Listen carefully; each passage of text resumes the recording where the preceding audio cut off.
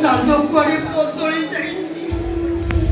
ସେ ଚୋରି କରୁଛି, ଡକାୟତି କରୁଛି, ମଣିଷ ମାରୁଛି, ହେଲେ ମୁଁ ସେମାନଙ୍କ କଥା ଶୁଣେନି। ମୋ ଝିଅ ସୁନା ଝିଅ, ସେ କାହିଁକି ଚୋରି କରିବ? ସେ କାହିଁକି ଡକାୟତି କରିବ? ସିଏ କାହିଁକି ମଣିଷ ମାରିବ? ଇଏ ସବୁ ମିଛ କହୁଛନ୍ତି, ସମସ୍ତେ ମିଛ କହୁଛନ୍ତି। ଯଦି ସେମାନେ ସତ କହୁଥାନ୍ତେ ମାରିଦେବି, ମାରିଦେବି। ଦେଖୁ ତା ତଣ୍ଟି ଚିପି ଦେବି, ତା ତଣ୍ଟି ଚିପି ରକ୍ତ ପିଇଦେବି, ମାରିଦେବି ତାକୁ।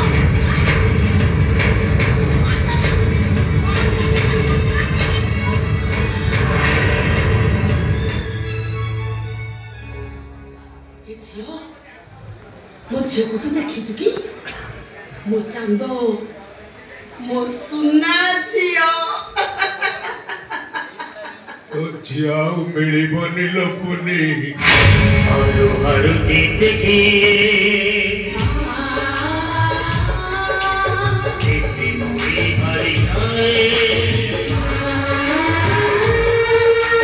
ହାରୁ ହାରୁ ଦେଖି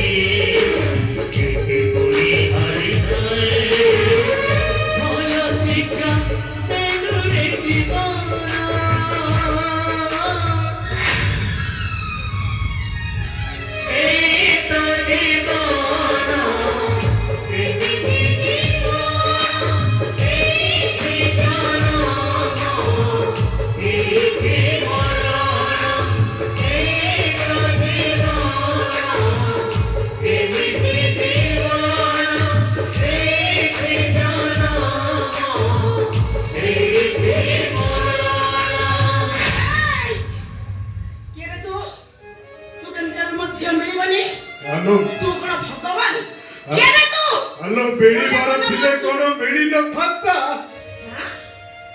10 ବର୍ଷ ହେଇଗଲାଣି। ସେ ଯଦି ଜୀବନରେ ବଞ୍ଚିଥାନ୍ତା ସେ କଣ ଆମ ପାଖକୁ ଫେରି ଆସି ନଥାନ୍ତା? ଫେରିବ, ମୋ ଝିଅ ନିଶ୍ଚୟ ଫେରିବ। ଆଲୋ ବଞ୍ଚିଥିଲେ ତ ଫେରିବ।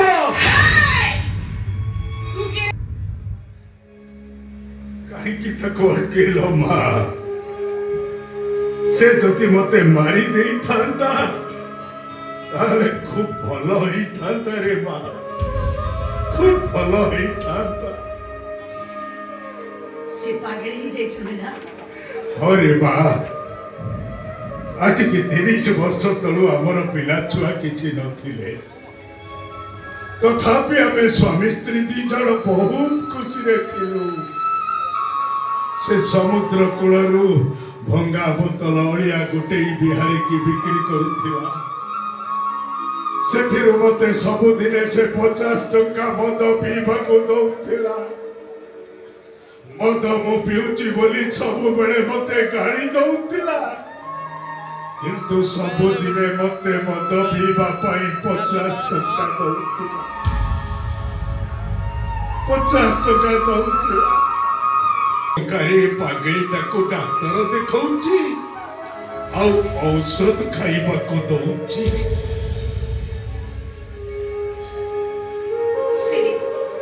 ସେଇ ଛୁଆଟା ପାଇଁ? ହଁ, ସେଇ ଛୁଆଟା ପାଇଁ। ସେଇ ଛୁଆଟା ଆମକୁ